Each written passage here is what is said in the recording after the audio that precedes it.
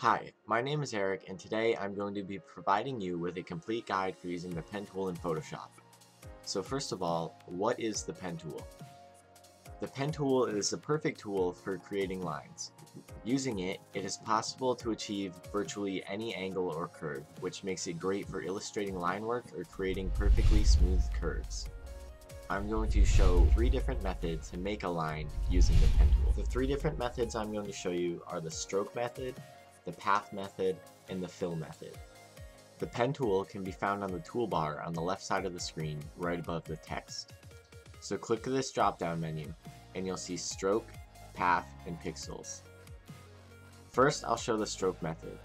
So you want to set it to stroke, make sure stroke is on with the color you want, and make sure fill is off. So to create a line, all you have to do is click and it will make a point. Then you go to where the end of your line is and click to make another point. The path between these 2 points is where your line will be. The second method is the path method. So when you make your 2 points, your line will not show up. What you want to do is go to the brush and set it to a reasonable size. Once you have your brush, go back to the pen tool, right click, click stroke path, set it to brush, and click OK, and your line will appear. This is essentially the same way as doing the stroke method, except the quality is lower. The third method is the fill method, so set the drop down menu to shape, turn stroke off, and fill on. Now when you make your points, you want to just trace it back around to have your line. This method is good for having variation in your line work because you can control the weight of your line, making it thinner or thicker. In addition to the stroke method, you can click this drop down menu and change your line from a straight solid line to dotted lines. To use the pen tool to make curves, you want to make your first point at the start of the line and the second point where that curve ends. So I'm going to make a straight line here and have a rounded corner. So when I click this point and hold the mouse down and drag it away from the point, these handles will appear. Depending on where you move the handles is how the line will curve. So if you make a curve and the handle is sticking out how it is, the next point you make will automatically curve in relation to the last curve you made. If you don't want that to happen and you need to make a straight line after your curve, press Alt and put your mouse over the point until the little arrow appears next to the pen tool cursor icon. Then click on the point and the handle will disappear, resetting it back to its original state. Now you can make your straight lines. Using the fill method to make a curve is essentially the same. You make your line and you trace it back around. However, when you use your curve, you'll see this odd shape. That's because the fill covers the area between the first and the last point. So when you trace it back around, the area in between the points will be your line.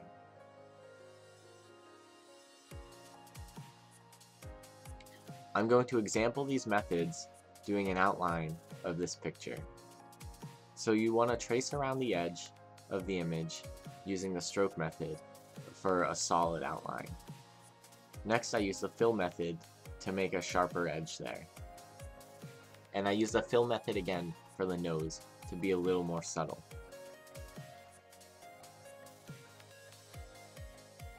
The softer details don't need to be as bold, so I generally use the fill method. Now I'll merge all my lines together to make one outline layer. Now I'll demonstrate coloring with the pen tool.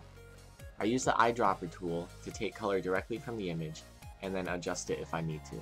I go back to the pen tool, have it set to fill, and make sure the color is correct. Now I'm just going to trace back around under my outlines to fill in the area that should be colored.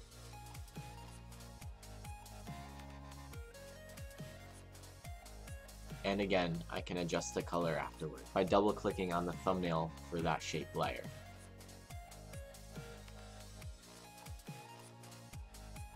Now to demonstrate shading, it's essentially the same thing as coloring, just the areas that are darker. This whole side of her face is a little darker, so I'm going to cover it with black and change the opacity to make it lower.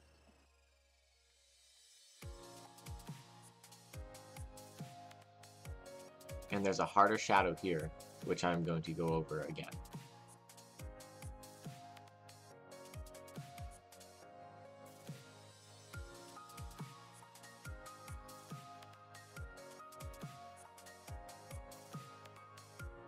You can use shadows to add in subtle details where a line would be too strong. Lighting is essentially the same thing. I use the fill method to go over small areas where hard light is.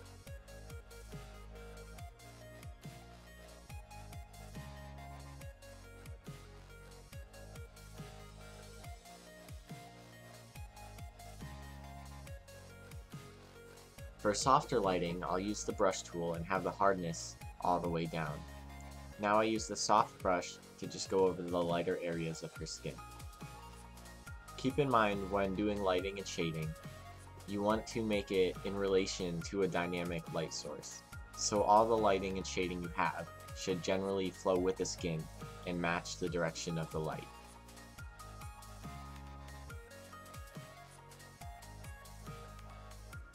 That's all I have to show today. I hope this guide for using the pen tool in Photoshop helps you with your illustrating and outlining and whatever you may use it for. Thank you for watching.